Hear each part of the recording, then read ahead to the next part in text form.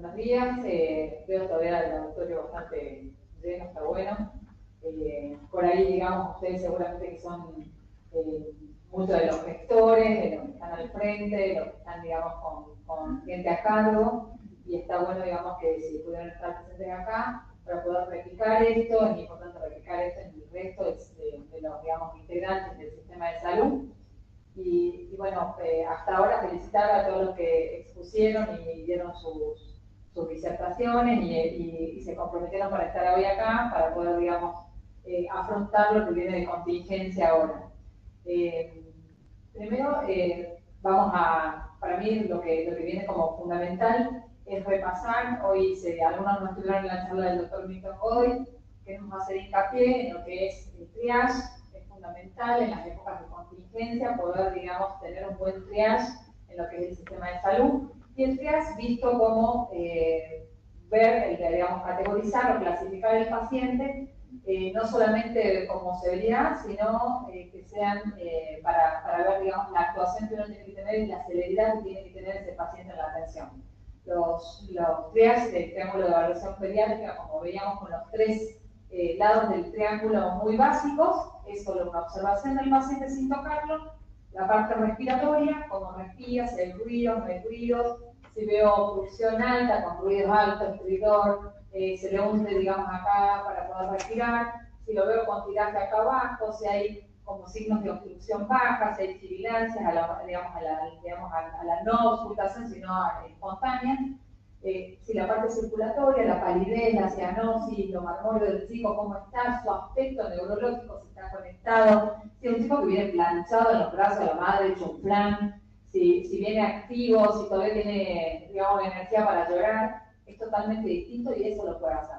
Desde la gente de salud, la gente sanitaria, el enfermero, un médico clínico, cualquiera puede ver un paciente, sea pediátrico o no, con estos ojos de un triángulo de evaluación inicial. Y eso me va a dar una celeridad. Si el triángulo está alterado, yo tengo que dar una celeridad una respuesta más pronta a ese paciente. Si es un paciente que está sin ningún triángulo alterado, bueno, será el paciente que va a estar como nosotros sentadito esperando en la sala de espera, un rato que le toque el turno, y en época de contingencia, cuando todo quema, al paciente que tenemos con triángulo alterado, ya sea en uno o dos lados, está con dificultad respiratoria o está en fallo respiratorio, o si los tres lados del triángulo están alterados, está en un fallo cardiopulmonar, es un paciente que vamos a tener que darle celeridad en la atención. Eso principalmente porque los niños nos toca pacientes que son más vulnerables a morir y a enfermarse. Lo que es bronquiolitis, como para dar un repaso, la gente de enfermería igual ya habló muy bien sobre esto, lo que es la asistencia en la sala de internación abreviada, que para mí, y sigue siendo, por más, digamos, que hayamos cambiado algoritmos de que si sirve o no sirve el salbutamol para bronquiolitis, si responde o no responde, es un lugar único donde el sistema de salud tiene la oportunidad de observar a un paciente, a su familia, al cuidador, en cómo hace las terapias, digamos, educarlo para poder permeabilizar la vía aérea, no solamente con aspiración, sino con el uso de soluciones hipertónicas o isotónicas en nariz, y corregir técnicas de alimentación, dar pautas de alarma, todo lo que, digamos, puede brindarse en una sala de internación abreviada, además de atención médica o por profesionales de enfermería. Bronquiolitis vamos a tener un montón este año. Todos los pacientes menores de 2 años que caigan con dificultad respiratoria, vamos a estar en duda si es una bronquiolitis, si es un paciente con asma, que viene con su primer episodio, segundo o tercer episodio, pero fundamentalmente la bronquiolitis definida como primer episodio o segundo episodio máximo en época invernal. O sea, el que no nos va a dar duda es el chico menor de 6 meses o 1 año, que viene con su primer episodio y estamos en pleno pico de bronquiolitis.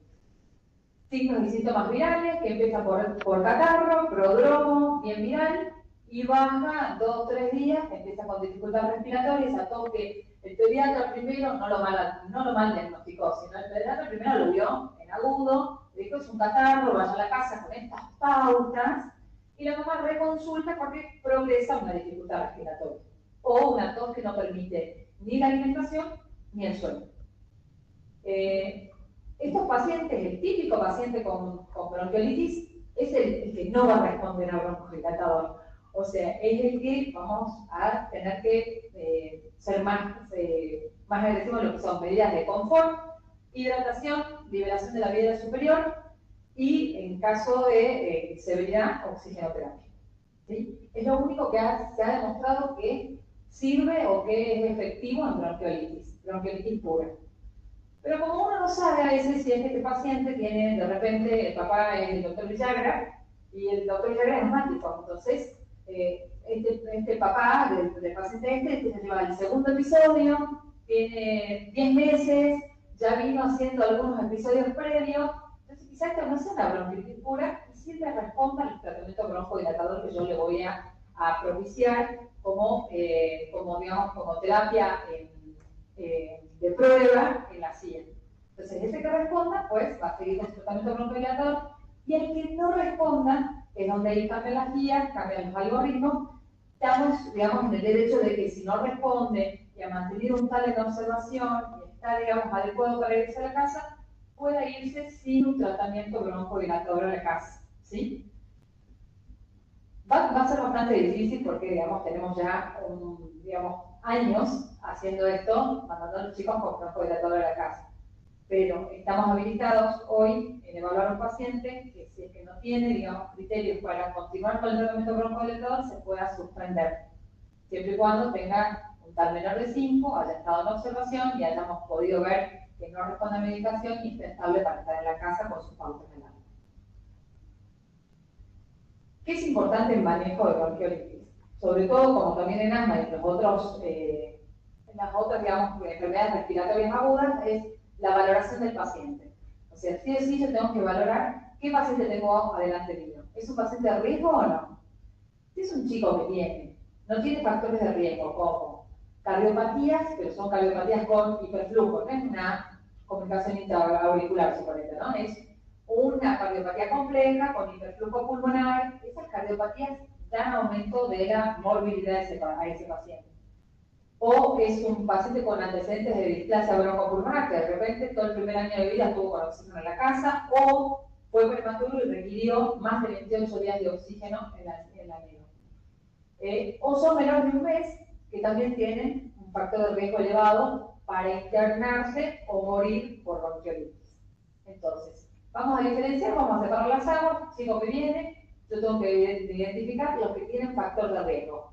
Los que no tienen factor de riesgo, el 3% se internan. No ocupa tanto al sistema de salud, salvo la consulta ambulatoria, que obviamente que para todas las mamás la dificultad respiratoria, la tos y la fiebre es una urgencia, y tienen menos de un 1% de mortalidad. Pero en cambio, los chicos con factor de riesgo, miren cómo cambian los números. El chico menor de un mes, 35% tienen probabilidades de internarse y estar en respirador. Y los que son displásicos, un 10%, y los cardiópatas, 4 veces más riesgo de internación, y más de un 30% tienen mortalidad por enfermedad, por infección respiratoria aguda baja, ¿sí? Sobre todo bronquiolitis. Entonces, fundamental, valoración de severidad, valoración si hay identificación de factores de riesgo de ese paciente, para poder saber qué tengo yo al frente, y luego evaluaciones repetidas, como lo hacemos en la sala de internación abreviada. Esos son todos estándares de atención al paciente que van a mejorar su mortalidad, ¿sí? Todo lo que son las evaluaciones repetidas, siempre valorando el impacto en la alimentación y en el sueño del paciente, si va a poder, digamos, continuar con los tratamientos en la casa, y si hay un sostén familiar con niveles de alarma óptimos o niveles de alarma por lo menos aceptables para poder sostener ese chico en el domicilio. Este es el vital modificado, que son los que van a aparecer en las guías, que es el que figura con frecuencia cardíaca, ¿sí? Está bien que después del bronjodilatador muchas veces la frecuencia cardíaca aumenta, eso dura más o menos entre media hora a una hora, si es que uno ha hecho, digamos, una serie de PAP, pero es importante revalorar, y por eso las valoraciones repetidas te van a dar después un score de tal, digamos, como para concluir o para tomar conducta, ¿sí? Es sobre todo para ver severidad, leve, moderado, severo, y para tomar conducta en los algoritmos. Vamos a hablar de frecuencia cardíaca, frecuencia respiratoria, sibilancias y retracciones o dificultad respiratoria. Como lo mostraron los enfermeros, este es el algoritmo que vamos a usar este año. Se va a hacer prueba terapéutica en los pacientes que vengan con score vital de 4 para saber si vamos a mandarlo al domicilio con la respuesta broncodilatadora positiva, lo mandamos al domicilio con broncodilatador, si no podemos discontinuar el tratamiento.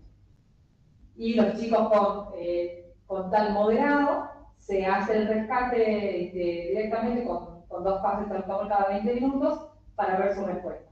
Los pacientes con tal severo se preparan con tratamiento para la derivación. En la segunda hora de tratamiento, eso es lo que cambió, lo que está remarcado en rojo, que si no mejora o continúa con el mismo tal, siendo un paciente que es fácil de ir al domicilio con pautas de alarma, se puede discontinuar el tratamiento con salbutamol.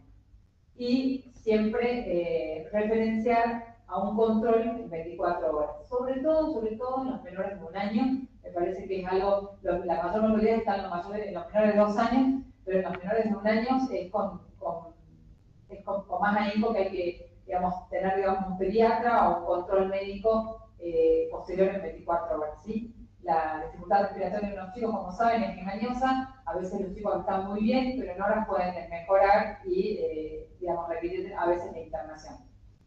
Los tal moderados, 6, 7 y 8, pueden requerir una segunda hora, y ahí es donde igualmente vuelve a tener en cuenta si es que ya ha tenido un antecedente previo de este es un segundo episodio o tercer episodio de SBO, poder administrarle un corticoide sistémico, vía oral o inyectable, ¿sí? Se prefiere siempre, si está mantenida la vía oral, que sea vía oral para no irritar al niño, ni tampoco ocasionar, digamos, ningún efecto secundario indeseable de la medicación endovenosa o intramuscular. Y en los pacientes mayores, con tal mayor de nuevo, obviamente es derivación a centros de complejidad con tratamiento. Y acá donde en la tercera hora de evaluación, o sea, después de 2 horas de tratamiento, es donde el paciente con tal moderado puede derivarse al sistema de mayor complejidad, y el paciente con tal de 5 o menor se va a domicilio con tratamiento, ¿sí? ¿Qué cosas le quiero dejar como tips de estas cuestiones que por ahí, digamos, al ser algo nuevo o al ser algo que tenemos que entrenar, ojo, oído y demás, para saber qué pacientes van a responder o a qué pacientes yo lo voy a mandar con broncodilatador o no? Se me ocurrió por ahí invitarles a saber, en bronquiolitis, ahora se está hablando mucho de lo que son fenotipos, o sea, pacientes que todos son parecidos, todos son bronquiolitis, son una gran bolsa de gato, pero cómo identificar quizás el paciente que tiene más chances de responder, ¿no? Entonces, las medidas generales las conocemos. Permeabilidad de vía superior, fundamental porque los chicos son respiradores nasales. Entonces, no meterle solamente a la aspiración, el enfermero puede hacerlo con más cuidado, la mamá a veces en la casa se pasa de rosca y venimos con las narices destruidas. Entonces, por ahí sí, permeabilizarlo con soluciones isotónicas o hipertónicas tópicas, ¿sí? Solución de cloruro de sodio al 3% o al 0,9 como solución fisiológica, eso permeabiliza la vía aérea superior. Hidratación del paciente, confort, y cuando no responde nada, la oxigenoterapia sigue siendo el tratamiento gol estándar de todas las bronquiolitis que no responden al tratamiento broncodilatador. Pero ¿cuál sería el paciente que por ahí yo debería tener más fe o tiene más chance de responder a la terapia broncodilatadora? Tiene mayor respuesta en los pacientes que tienen segundo episodio o más de un episodio o tienen antecedentes de hiperactividad bronquial, son más respondedores al broncodilatador. O sea, ese paciente que viene con SBO recurrentes, seguramente de entrada le voy a poner, voy a hacer como el algoritmo de rescate, ¿no? Y voy a tener más chances de que ese paciente responda. Lo otro es antecedentes personales o familiares de atopía o asma, ¿sí? Y lo otro, la ocultación. En lo que es fenotipos de bronquiolitis, hace mucho hincapié, sobre todo los yanquis, en lo que es la ocultación húmeda, rales, puros rales, subcrépitos, rales, bronquitis. que es el paciente que habitualmente no va a responder, es la bronquiolitis, la que está, si uno miraría con una lupa, yo me imagino el bronquio cerrado, pero no por la broncoobstrucción, sino el edema, detritus, moco, todo lo que puede haber dentro de la cañería, todo obstruido, y ahí obviamente el tratamiento broncodilatador tiene pocas chances de responder o menos chances de responder. En cambio, el paciente que tiene algún mecanismo de que su músculo liso bronquial está con algún grado de obstrucción, tiene más chances de responder, y ese es el paciente que tiene de ingreso sibilancia. ¿Sí?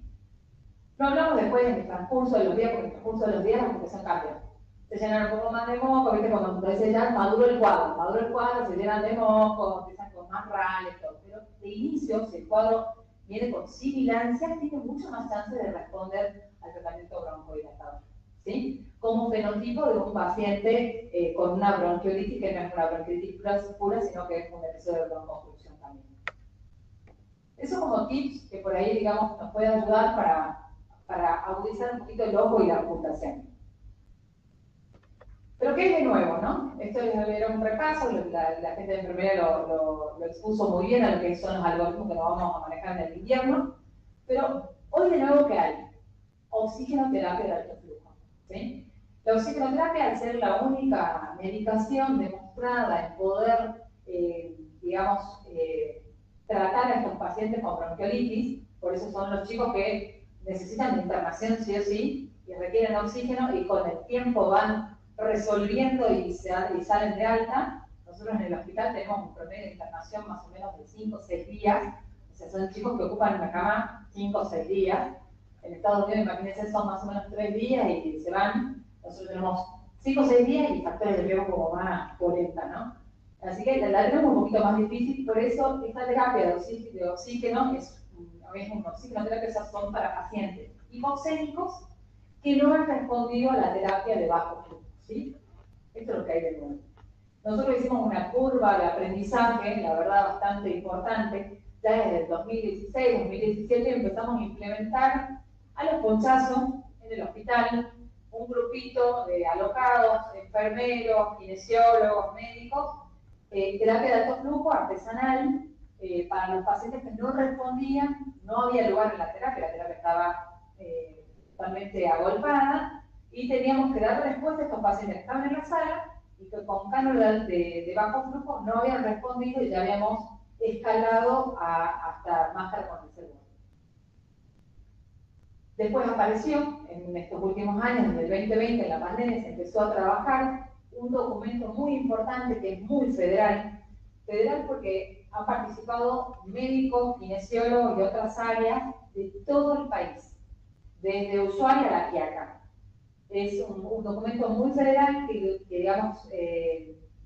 se ha formulado y se ha dado digamos, a conocer en el 2020 como un manual de procedimientos para la implementación de cánulas de alto flujo para lo que es IRAP, ¿sí? En pediatría para trabajar chicos desde 1 mes a 24 meses. O sea, todos los chicos con infecciones respiratorias agudas bajas menores de 2 años pueden requerir de esta terapia cuando están internados. Para ello, después, el año pasado, en junio, empezamos una capacitación en plataforma con el Ministerio de Salud de Nación y Materno Infancia. La plataforma virtual de salud brindaba un curso autoadministrado que duraba 8 semanas. Es un curso muy práctico, con mucho material audiovisual, o sea, a lo que uno puede ahora. O sea, lo podías hacer en el celular, un rato en la guardia, en un ratito libre, cosas muy fáciles de hacer, con mucha práctica, para poderte enmarcar en lo teórico de este protocolo de implementación de cánulas de alto flujo en chicos menores de 2 años. Somos 3 facilitadores que hicimos el curso de facilitadores, o sea, son herramientas que nos brindaron desde el Ministerio para poder asistir, acompañar en este proceso de aprendizaje a los médicos, enfermeros y kinesiólogos en la plataforma y después en la práctica, ¿sí? La plataforma concluye con una práctica en el hospital, lo hicimos por ahora solamente en el hospital, de simulación, que es la práctica aplicada de cánones de alto flujo. Para eso usamos material de simulación, los bebés, los aparatos, ven ahí, este es el aparato, un calentador con su vaso humidificador, todos los circuitos de respirador que usamos para armar los artesanales. Estas son las cánulas de alto flujo, que son un poco diferentes a las cánulas comunes, ¿no? Porque tienen adentro como el tubito de metal, que lo que hace es que puedan recibir la humidificación y calentamiento, ¿sí? Lo que les hablaba un poco, o sea, uno no puede humidificar al aire sin calentarlo, entonces por ahí también es lo que nos falla un poco en los cacharritos que usamos en los humidificadores de vaso, que no tienen a veces, digamos, la capacidad para humidificar verdaderamente el gas. Acá están, digamos, en práctica algunas de las médicas y kinesiólogas que hicieron el curso y completaron, digamos, la capacitación. Y estos son un poco los aparatos que usamos, ¿no? Puede utilizar un blender o, si no, una I de cristal. Son dos tubuladuras que se unen con una I, aire comprimido y oxígeno, necesito para el artesanal. Se conectan al vaso, digamos, al circuito y al vaso humidificador y calentador, y esto va, acá en este circuito, la cánula de alto flujo al paciente, ¿sí? En los pacientes menores de 7 kilos usamos habitualmente lo que es circuitos de cánulas de alto flujo de armado artesanal. Y de pandemia, digamos, como esto era muy en auge en adultos, en lo que es COVID en adultos, se pudieron adquirir aparatos que son generadores de flujo. Este aparato sí necesita solamente oxígeno. Yo conecto el oxígeno atrás, regulo con el FluMeter qué FIO le voy a dar, esta es una FIO 2 conocida, y entonces solamente él genera flujo, o sea, mezcla el del aire ambiente más el oxígeno que le entra y le brinda al paciente los litros que yo le seteo de flujo, y acá tiene su vaso humidificador, viene con un corrugado y va hacia la cánula de alto flujo. Esos son aparatos generadores de flujo que hemos ligado, hemos quedado con 10, 12 desde la pandemia. Hemos chuchado a los adultos que ya no se internan tanto, entonces han pasado para pediatría prácticamente, y ahora en época de invierno nos aseguramos de tenerlo nosotros. Igualmente, digamos, son insumos del hospital, así que tenemos la facilidad, digamos, de que si algún otro sector lo necesita, se van, digamos, pasando. Y ahora, desde Nación, han donado, o van a llegar 5 o 7 equipos, también generadores de flujo, no de esta marca, sino de otra marca, pero que son muy similares, y Materno Infancia tiene destinado 3 para el interior, que me parece algo súper importante para empezar a generar. Entonces, cánula de alto flujo, como había hablado de la enfermera, yo acá tengo el flujo inspiratorio, todo lo que tengo que meter por la nariz para suplir lo que necesito de aire para respirar. Las cánulas de bajo flujo lo que hacen es, le pongo un poco de oxígeno y el otro poco mezclo con el aire que me entra por la nariz. Por eso el tamaño de la cánula tiene que ser algo que no me cubra toda la nariz, entonces parte entra por oxígeno y parte mezclo para respirar lo que necesito como flujo inspiratorio. Entonces las cánulas de alto flujo, todo el flujo, se llama alto flujo porque todo el flujo que yo necesito para respirar, para suplir mi respiración, mi inspiración, me la da el equipo, me la da en este caso la cánula. La cánula no es nada incómoda, todo lo contrario, mucho más cómoda que la otra, siliconada, no tiene que cubrir toda la nariz, tiene que cubrir el 50% de la nariz para poder lavar el dióxido de carbono, ¿sí? No es un sistema abierto, no es como los CPAP, si alguna vez han estado en NEO o han estado en alguna sala de internación, son como sistemas que tienen que cubrir herméticamente la nariz y es mucho más incómodo y menos tolerable para el paciente. En cambio, esto es aire que te entra por una cánula, que no te cubre toda la nariz, entra calentito y humidificado. Joya, ahí yo me tiro, si soy un meteorito, me entrego.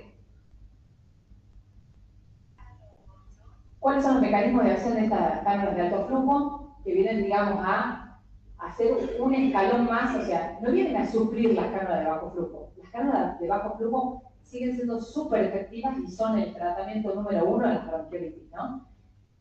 En un 20-30% de esos que falla la cánula de bajo flujo, chiquito que sigue con tal moderado, a pesar de la oxigenoterapia después de 3 horas, ese es el que vamos a rescatar con cánula de alto flujo para evitar la escalonada a ventilación no invasiva o a ARM en la terapia de ese paciente. Un gran porcentaje de los chicos vamos a rescatar con esta terapia, evitando que siga, digamos, escalonando en el tratamiento que requiere. Entonces, lo que nos hace la cánula de alto flujo es aumento del flujo y la fracción inspirada de oxígeno.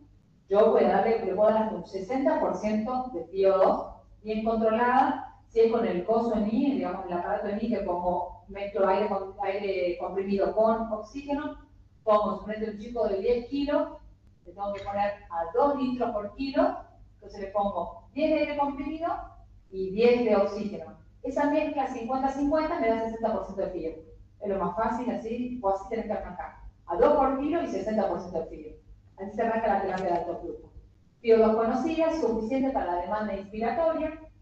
Tiene un efecto, cierto efecto CPAP, porque al darle un flujo continuo, el chico que es chiquitito, permeabiliza todo lo que es la parte posterior, todo lo que es la viera superior, lava el dióxido de carbono que queda como reservorio. Cuando yo tengo una respiración deficiente, una dificultad respiratoria, el chiquito está respirando medio superficial, o ya tiene una falla ventilatoria, empieza, digamos, a retener sobre todo dióxido de carbono. Lo primero que retiene en todo el espacio muerto de lo que es la garganta, la tráquea, que no termina de ventilarse bien. Entonces esto lo que hace el flujo continuo de aire y un oxígeno de alto flujo me hace un washout, es un lavado de dióxido de carbono, disminución del trabajo respiratorio, porque le brindo, digamos, una asistencia, una oxigenoterapia, y aparte disminuyo lo que es la tasa metabólica, el gasto metabólico, porque le doy el oxígeno ya calentado y humidificado, ¿no?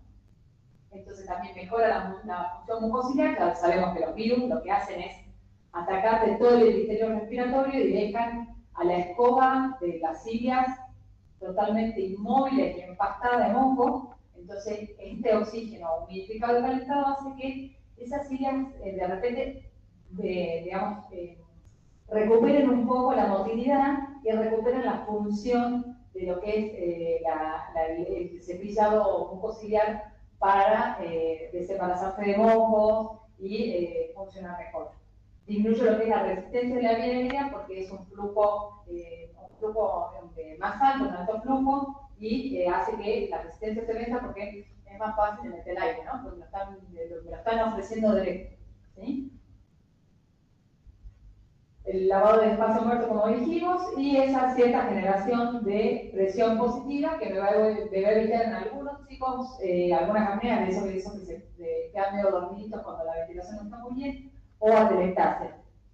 Pero sin olvidarse que no en todos los chicos, por ejemplo, si un paciente ya tiene alteración de sensorio o hemodinámico, está en fallo respiratorio, ya no es una oportunidad para cánula de alto flujo, ¿no? Es una oxigenoterapia, no es una ventilación, ¿sí? Entonces, el paciente que ya está en fallo respiratorio, claudicación, ya sea neurológica, hemodinámica o respiratoria, no es candidato para esta terapia. Entonces, las indicaciones van a ser todas las digamos, ya sea obstructivas o restrictivas, neumonía o obstrucción, ya sea alta o baja, ¿no? O sea, la meningitis también podría entrar en esta terapia.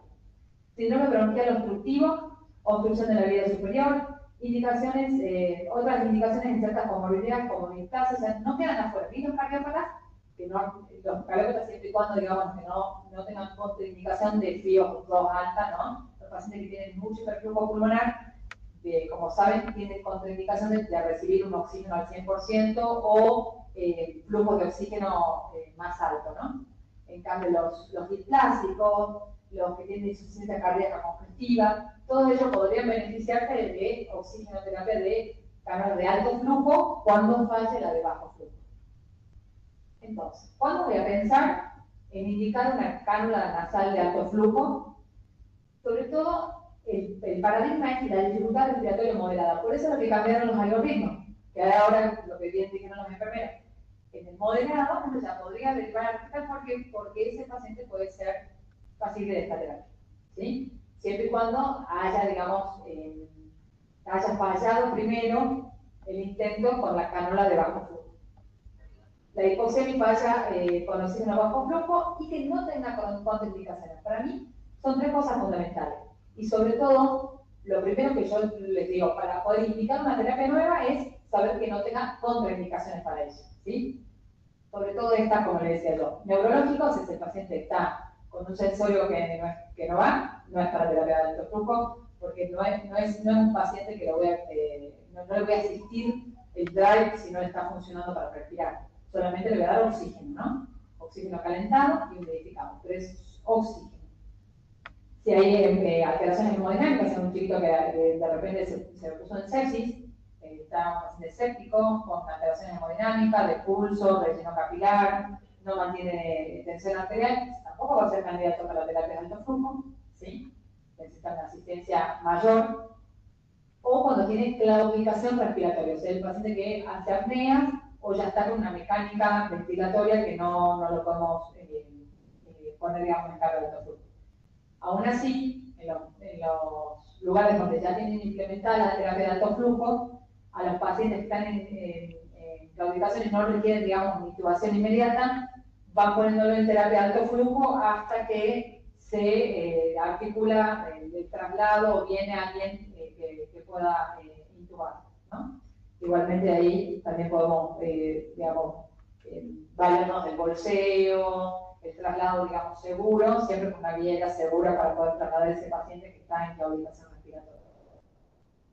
Entonces, ¿dónde entra en el algoritmo, dónde entra esto? Ahí, en el paciente que ya le llevo 3 horas de valoración y el vital mantiene moderado y requiere de oxígeno de bajo flujo y no ha terminado de mejorar y responder. Veo que en la práctica habitualmente esto pasa un poquito más de tiempo, ¿no? Porque obviamente que estos algoritmos son para el papel. Después, cuando entre medio de que estás en la silla, terminaste de valorar a un paciente, te llaman del shock room, llega otro más que politraume y a veces pasa un poco más de tiempo, lo que hay que tener, digamos, el ojo es paciente que entró moderado, sigue moderado y no le alcanza con esta terapia bajo flujo, es candidato para alto flujo y también cuando yo más demoro la terapia, puede que ese paciente vaya quemando etapas que requiera después de ARM o ventilación del paciente. Entonces, ahí está el flujograma que presentó Nación, está en el protocolo de implementación de cámaras de alto flujo de Nación, donde está el paciente con IRAP de 1 a 24 meses, puntaje de tal 6 o 7 al ingreso, más el fracaso de la oxigenoterapia de bajo flujo, es el candidato para poder empezar la implementación de terapia de cámara de alto flujo a 0,6 de FIO, o sea, 50 y 50, o le seteo en el aparato generador, y a 2 litros por kilo por minuto, con un máximo en los chicos menores de 2 años de 20 litros por minuto de flujo de oxígeno. Y el otro que puede ser candidato, que no lo van a ver quizás en los centros de salud, pero cuando a nosotros nos llega al hospital o a los centros donde haya terapia de alto flujo, de entrada un chico que viene con total de 8, antes que siga progresando, es indicación para iniciar con terapia de alto flujo en forma inmediata. A veces, como les digo, entre que lo aspiraste, lo acomodaste, empezaste con el PAP hasta que el kinesiólogo trae las cosas para poner en alto flujo, a veces mejora. A veces no peor, pero a veces mejora. Entonces, sí, los algoritmos se adaptan digamos, a la realidad, pero con otro timing, ¿no? Y acá, cuando yo tengo criterios de éxito, y ahí también para recalcar, que uno de los criterios de éxito es que el paciente esté confortable, o sea, se haya adaptado, que el paciente con esta FIO de 60% por lo menos mantenga saturaciones iguales o mayores del 94%, que es nuestro objetivo de saturación, y que haya disminuido un 15 o un 20% la frecuencia cardíaca y la frecuencia respiratoria en el rango normal para la edad, ¿sí?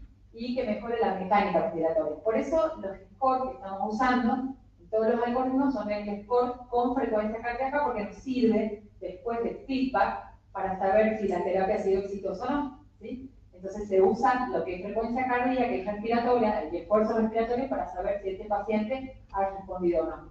Y los criterios de fracaso obviamente son, si en las primeras se hace valoración cada media hora, pero en las primeras 2 horas, como es fundamental saber si es que ha respondido o no a la terapia, de las primeras 2 horas el paciente persiste con la frecuencia respiratoria igual, frecuencia cardíaca igual o aumentada para el rango, o no le alcanza el 60% de ese desvío que le puse, seguramente ese paciente va a fracasar la terapia de alto flujo y requiera seguir escalonando en la terapia, que requiera, digamos, PNI o respirador, ¿no? Y obviamente si hay signos de deterioro neurológico, como hicimos las contraindicaciones, deterioro hemodinámico o deterioro respiratorio con agotamiento. Bueno, esos son los datos, ya el algoritmo para terminar es cómo llevas a la sala, cómo detectarlo, o sea, las primeras 2 horas, cuando ya está bien, lo primero que uno hace es bajar el latido y después vas titulando a ver cuánto requiere la terapia y vamos viendo la estabilidad. Si la estabilidad es de 6 a 8 horas, vamos bajando el flujo. Y habitualmente, en promedio, en el año pasado, ¿cuánto tiempo han tenido que estar los chicos en alto flujo? Y algunos entre 1 día a 5 días. ¿Sí? Es más o menos lo que requieren de terapia de alto flujo, como si fuese oxígeno, y algunos directamente salen del alto flujo, van bajando y salen a casa, ¿no? Pero la idea es que sea una terapia de soporte para después pasarlo al bajo flujo y vaya al domicilio. Eso es todo, no sé si quedaron preguntas, es algo muy nuevo, pero la idea era, por lo menos con la gente de materna infancia, con el doctor Toledo, con el doctor Nelson, era por lo menos presentable, porque es algo que quizás venga a cambiar un poco los algoritmos y cuando tengamos un poquito más de aparato o se gestione por ahí la terapia en otros lugares, poder, digamos, brindarle un escaloncito más después de la terapia de bajo. Gracias, doctora.